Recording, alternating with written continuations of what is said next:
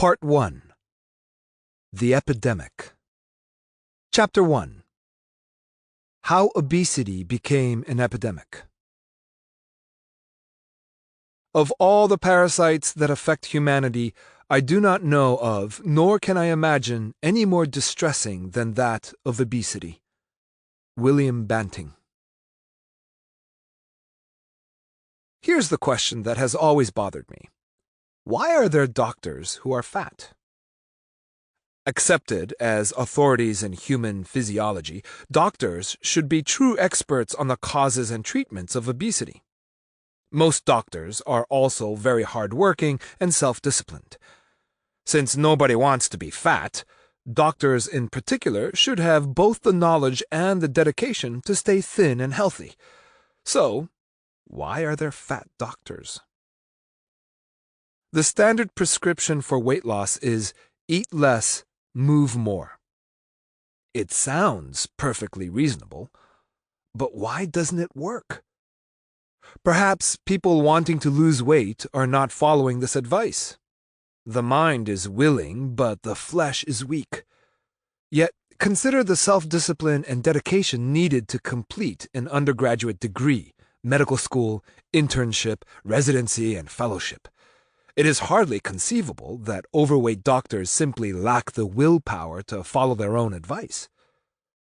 This leaves the possibility that the conventional advice is simply wrong. And if it is, then our entire understanding of obesity is fundamentally flawed. Given the current epidemic of obesity, I suspect that such is the most likely scenario. So, we need to start at the very beginning with a thorough understanding of the disease that is human obesity. We must start with the single most important question regarding obesity or any disease. What causes it? We spend no time considering this crucial question because we think we already know the answer. It seems so obvious. It's a matter of calories in versus calories out. A calorie is a unit of food energy used by the body for various functions, such as breathing, building new muscle and bone, pumping blood, and other metabolic tasks. Some food energy is stored as fat. Calories in is the food energy that we eat. Calories out is the energy expended for all of these various metabolic functions. When the number of calories we take in exceeds the number of calories we burn, weight gain results, we say. Eating too much and exercising too little causes weight gain, we say. Eating too many calories causes weight gain, we say. These truths seem so self-evident that we do not question whether they are actually true. But are they? Proximate versus ultimate cause. Excess calories may certainly be the proximate cause of weight gain, but not its ultimate cause. What's the difference between proximate and ultimate? The proximate cause is immediately responsible, whereas the ultimate cause is what started the chain of events. Consider alcoholism. What causes alcoholism? The proximate cause is drinking too much alcohol, which is undeniably true, but not particularly useful. The question and the cause here are one and the same, since alcoholism means drinking too much alcohol. Treatment advice directed against the proximate cause, stop drinking so much alcohol, is not useful. The crucial question, the one that we are really interested in, is what is the ultimate cause of why alcoholism occurs? The ultimate cause includes the addictive nature of alcohol, any family history of alcoholism, excessive stress in the home situation, and/or an addictive personality. There we have the real disease, and treatment must be directed against the ultimate rather than the proximate cause.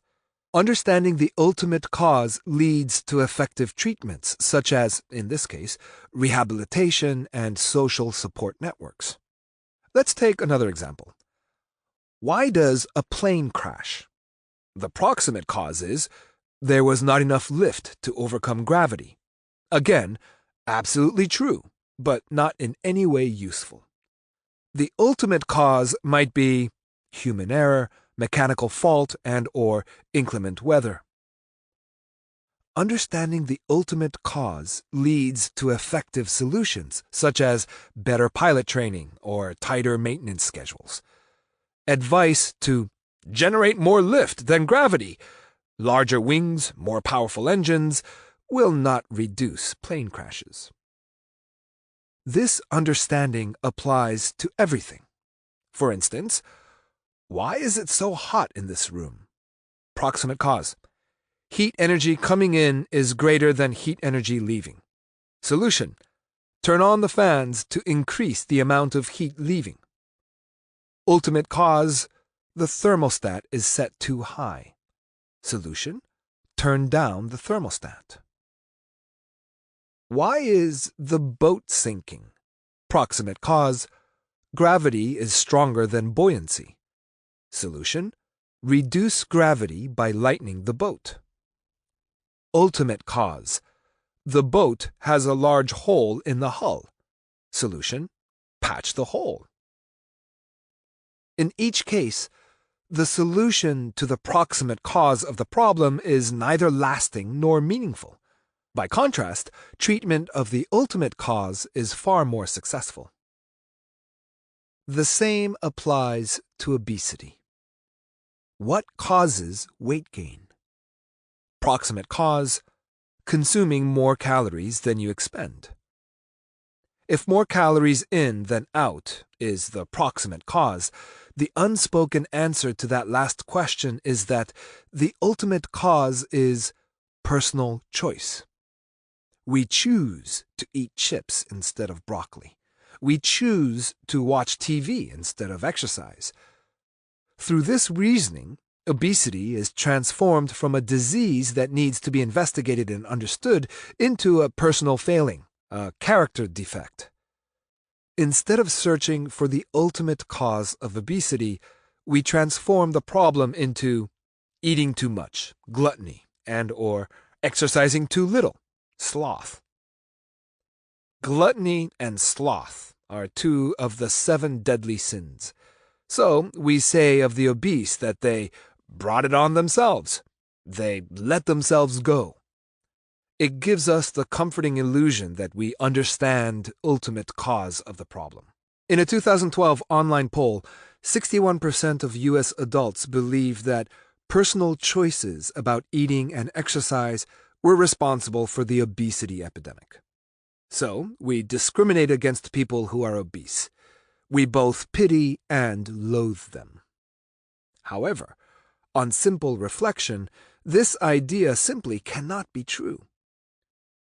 Prior to puberty, boys and girls average the same body fat percentage.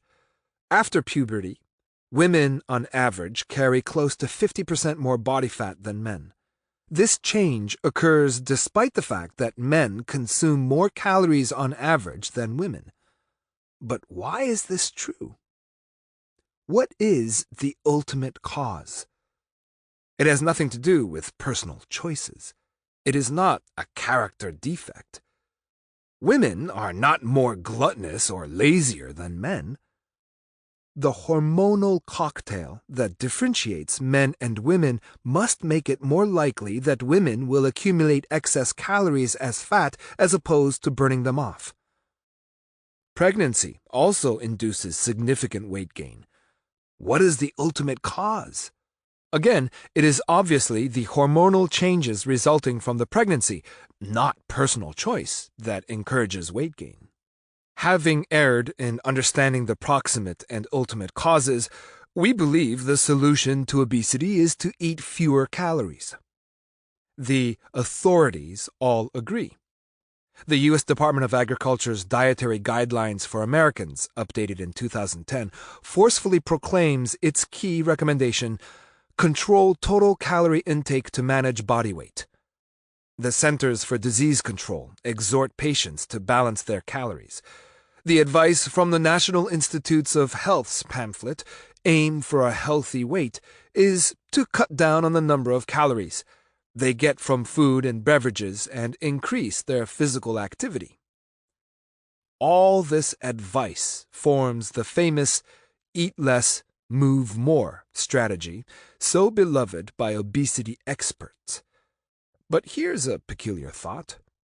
If we already understand what causes obesity, how to treat it, and we've spent millions of dollars on education and obesity programs, why are we getting fatter?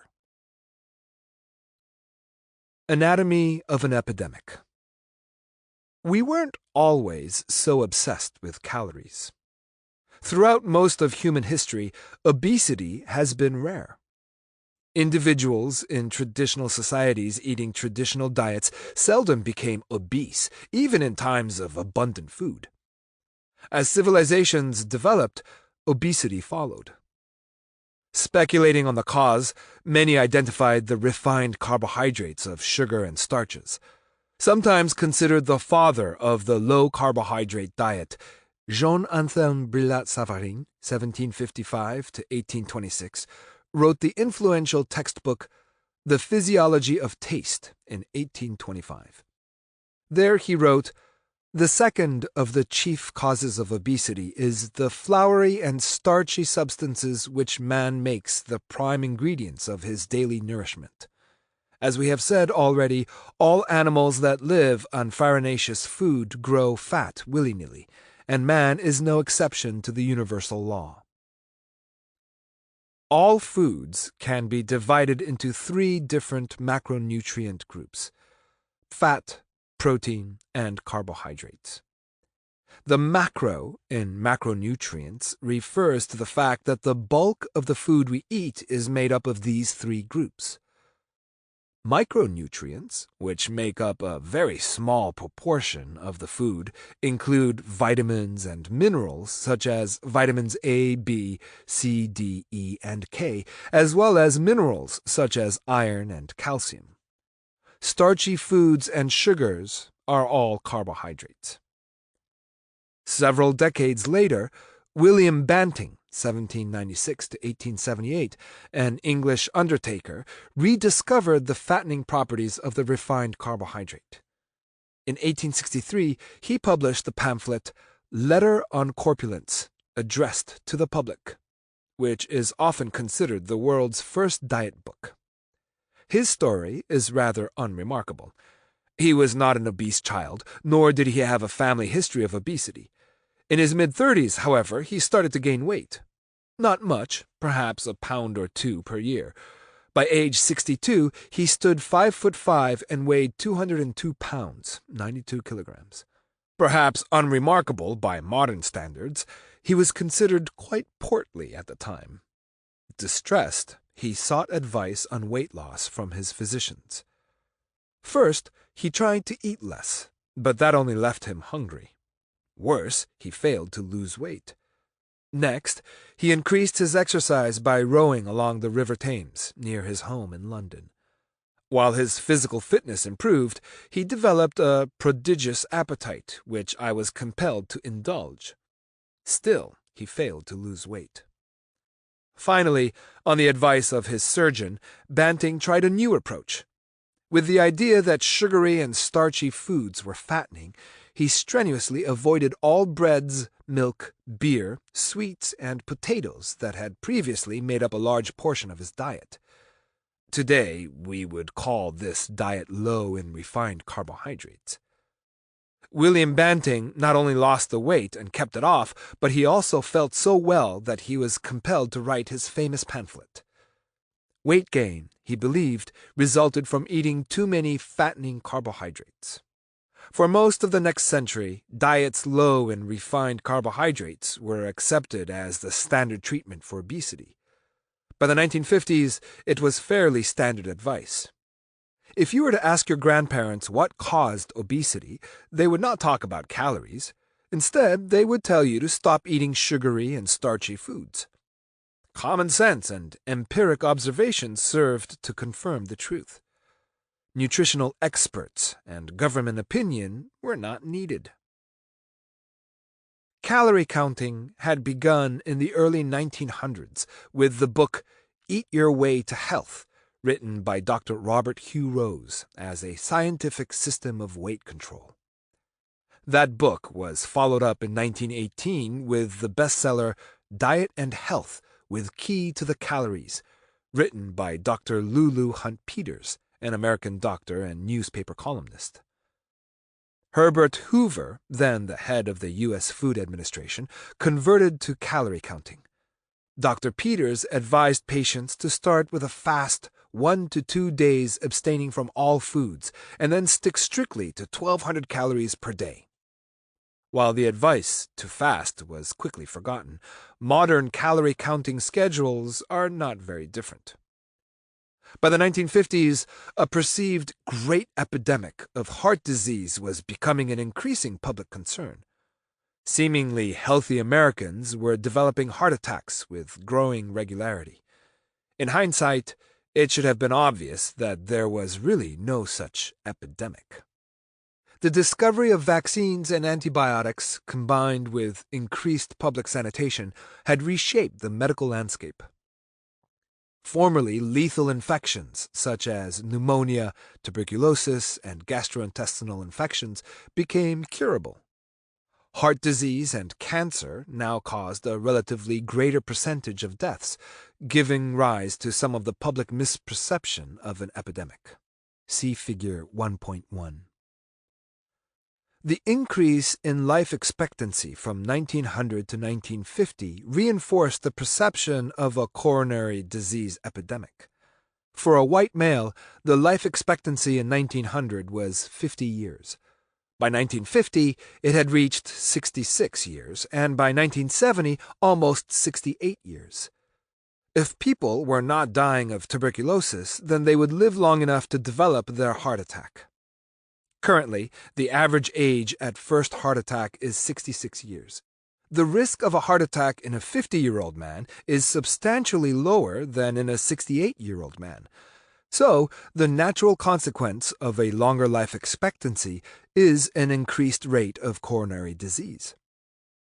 But all great stories need a villain, and dietary fat was cast into that role. Dietary fat was thought to increase the amount of cholesterol, a fatty substance that is thought to contribute to heart disease, in the blood. Soon, physicians began to advocate lower-fat diets. With great enthusiasm and shaky science, the demonization of dietary fat began in earnest. There was a problem, though we didn't see it at the time. The three macronutrients are fat, protein, and carbohydrates. Lowering dietary fat meant replacing it with either protein or carbohydrates. Since many high-protein foods, like meat and dairy, are also high in fat, it is difficult to lower fat in the diet without lowering protein as well. So, if one were to restrict dietary fats, then one must increase dietary carbohydrates and vice versa. In the developed world, these carbohydrates all tend to be highly refined. Low fat equal high carbohydrate. This dilemma created significant cognitive dissonance. Refined carbohydrates could not simultaneously be both good because they are low in fat and bad because they are fattening. The solution adopted by most nutrition experts was to suggest that carbohydrates were no longer fattening. Instead, calories were fattening. Without evidence or historical precedent, it was arbitrarily decided that excess calories caused weight gain, not specific foods. Fat, as the dietary villain, was now deemed fattening, a previously unknown concept. The calories in, calories out model began to displace the prevailing fattening carbohydrates model. But not everybody bought in. One of the most famous dissidents was the prominent British nutritionist John Yudkin, 1910 to 1995. Studying diet and heart disease, he found no relationship between dietary fat and heart disease. He believed that the main culprit of both obesity and heart disease was sugar. His 1972 book, Pure, White, and Deadly: How Sugar is Killing Us, is eerily prescient and should certainly win the award for best book title ever. Scientific debate raged back and forth about whether the culprit was dietary fat or sugar. The dietary guidelines. The issue was finally settled in 1977, not by scientific debate and discovery, but by governmental decree. George McGovern, then chairman of the United States Senate Select Committee on Nutrition and Human Needs, convened a tribunal, and after several days of deliberation, it was decided that henceforth dietary fat was guilty as charged. Not only was dietary fat guilty of causing heart disease, but it also caused obesity, since fat is calorically dense. The resulting declaration became the Dietary Goals for the United States. An entire nation, and soon the entire world, would now follow nutritional advice from a politician. This was a remarkable break from tradition. For the first time, a government institution intruded into the kitchens of America. Mom used to tell us what we should and should not eat, but from now on, Big Brother would be telling us. And he said, "Eat less fat and more carbohydrates." Several specific dietary goals were set forth. These included: raise consumption of carbohydrates until they constituted 55% to 60% of calories, and decrease fat consumption from approximately 40% of calories to 30%, of which no more than 1/3 should come from saturated fat. With no scientific evidence, the formerly fattening carbohydrate made a stunning transformation. While the guidelines still recognized the evils of sugar, refined grain was as innocent as a nun in a convent. Its nutritional sins were exonerated, and it was henceforth reborn and baptized as the healthy whole grain. Was there any evidence? It hardly mattered. The goals were now the nutritional orthodoxy. Everything else was heathen. If you didn't toe the line, you were ridiculed. The Dietary Guidelines for Americans, a report released in 1980 for widespread public consumption, followed the recommendations of the McGovern report closely. The nutritional landscape of the world was forever changed. The Dietary Guidelines for Americans, now updated every 5 years, spawned the infamous food pyramid in all its counterfactual glory. The foods that formed the base of the pyramid, the foods we should eat every single day, were breads, pastas, and potatoes. These were the precise foods that we had previously avoided to stay thin. For example, the American Heart Association's 1995 pamphlet, The American Heart Association Diet, an Eating Plan for Healthy Americans, declared we should eat 6 or more servings of breads, cereals, pasta, and starchy vegetables that are low in fat and cholesterol, to drink, choose, fruit punches, carbonated soft drinks. Ah, white bread and carbonated soft drinks, the dinner of champions. Thank you, American Heart Association, AHA. Entering this brave new world, Americans tried to comply with the nutritional authorities of the day and make a conscious effort to eat less fat, less red meat, fewer eggs, and more carbohydrates. When doctors advised people to stop smoking, rates dropped from 33% in 1979 to 25% by 1994. When doctors said to control blood pressure and cholesterol, there was a 40% decline in high blood pressure and a 28% decline in high cholesterol. When the AHA told us to eat more bread and drink more juice, we ate more bread and drank more juice. Inevitably, sugar consumption increased. From 1820 to 1920, new sugar plantations in the Caribbean and American South increased the availability of sugar in the U.S. Sugar intake plateaued from 1920 to 1977. Even though avoid too much sugar was an explicit goal of the 1977 Dietary Guidelines for Americans, consumption increased anyway until the year 2000. With all our attention focused on fat, we took our eyes off the ball. Everything was low fat or low cholesterol, and nobody was paying attention to sugar. Food processors, figuring this out, increased the added sugars in processed food for flavor. Refined grain consumption increased by almost 45%. Since carbohydrates in North America tended to be refined, we ate more and more low-fat bread and pasta, not cauliflower and kale. Success! From 1976 to 1996, the average fat intake decreased from 45% of calories to 35%. Butter consumption decreased 38%. Animal protein decreased 13%. Egg consumption decreased 18%. Grains and sugars increased. Until that point, the widespread adoption of the low-fat diet was completely untested. We had no idea what effect it would have on human health. But we had the fatal conceit that we were somehow smarter than 200,000 years of Mother Nature. So, turning away from the natural fats, we embraced refined low-fat carbohydrates such as bread and pasta.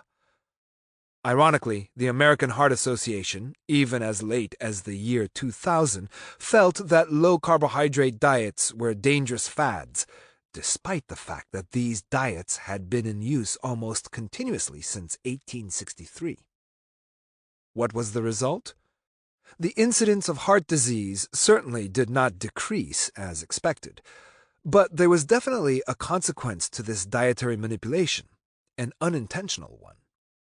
Rates of obesity, defined as having a body mass index greater than 30, dramatically increased, starting almost exactly in 1977, as illustrated by Figure 1.2. The abrupt increase in obesity began exactly with the officially sanctioned move toward a low-fat, high-carbohydrate diet. Was it mere coincidence? Perhaps the fault lay in our genetic makeup instead.